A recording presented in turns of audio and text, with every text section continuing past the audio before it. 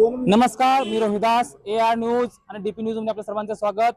दर्शको, सध्या आपण आहोत सोलापूरमध्ये, कारण या ठिकाणी पाहतोय आपण की महानगरपालिकेचा महारणसंग्राम रंगलेला आहे आणि रोजच्या रोज आपण पाहतोय की अपडेट देतोय आपल्याला की प्रत्येक उमेदवार हा होम टू होम प्रचार करत आहेत। त्या अनुषंगाने अपडेट देतोय। मात्र उद्याच्याला आपण पाहतोय या ठिकाणी 10 जानेवारी रोजी या ठिकाणी प्रत्यक्ष जे भाजप पुरस्कृत उमेदवार आहेत त्यांच्या प्रचारार्थ या ठिकाणी प्रत्यक्ष मुख्यमंत्री देवेंद्र फडणवीस या ठिकाणी येणार आहेत। त्यांची रॅली होणार आहे, सभा होणार आहे। तर त्या अनुषंगाने आपल्या सोबत आहेत, या ठिकाणी पाहू शकता की जिल्हाध्यक्ष शशिकांत नाना चव्हाण आपल्या सोबत आहेत। ते गाठ पडले, त्यांचे संवाद साधा काय एकंदर उद्याची काय परिस्थिती असणार आहे, काय नियोजन असणार आहे जाणून घेऊया। नमस्कार नाना। नमस्कार। उद्या देवेंद्र फडणवीस प्रत्यक्ष उमेदवारांच्या प्रचारात येणार आहे, सभा आहे, काय नियोजन आहे, कसं आहे? भारतीय जनता पार्टी या महाराष्ट्रामध्ये नगरपालिका नगरपंचायताचा चांगला परफॉर्मन्स झालेला आहे। आता महापालिकेसाठी संपूर्ण आमची टीम या प्रचारामध्ये येत आहे। आदरणीय देवाभाऊ हे महाराष्ट्राचे लाडके देवाभाऊ आहेत। लाडक्या बहिणींना साथ घालण्यासाठी, इथल्या मतदारांना साथ घालण्यासाठी, या सोलापूर शहराचा सर्वांगीण विकास करण्यासाठी आताच परवा एक घोषणा केली होती की त्या सोलापूरला IT पार्क आपण करू। अनेक विषय सोलापूरसाठी आहेत। या सर्व गोष्टीसाठी ताकदीने पुढे जाण्यासाठी या शहराच्या पूर्ण महापालिकेत आमचे 102 नगरसेवकासाठी उमेदवार उभे आहेत। त्यांना मतदान करण्यासाठी आवाहन करण्यासाठी देवभाऊ उद्या येत आहेत।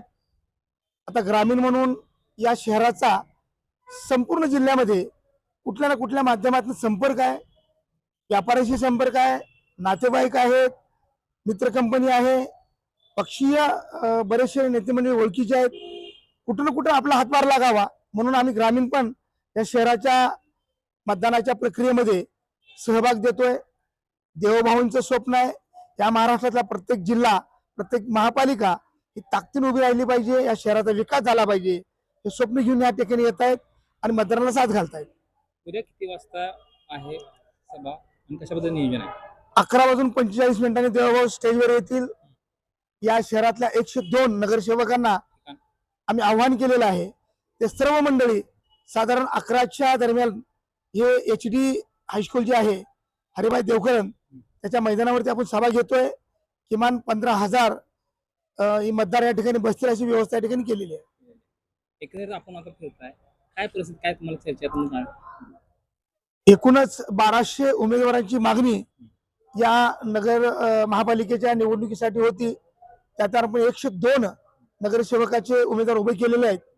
प्रचंड असा उमेदवाराचा, मतदारांचा एवढा प्रचंड प्रतिसाद आहे की भारतीय जनता पार्टी म्हणून या शहरानं सुद्धा फार असे पॉझिटिव्ह थिंकिंग ह्या शहरासाठी भाजप म्हणून आहे। अशा पद्धतीने ते आणि एकंदरीत मतदारांना काय आव्हान करायचं? मतदारांना आवाहन करतो की या महाराष्ट्राचा विकास, या शहराचा विकास तर कोण करणार असेल ते भारतीय जनता पार्टीचे एक कणखर नेतृत्व देवभाऊ हे महाराष्ट्रामध्ये काम करतायत।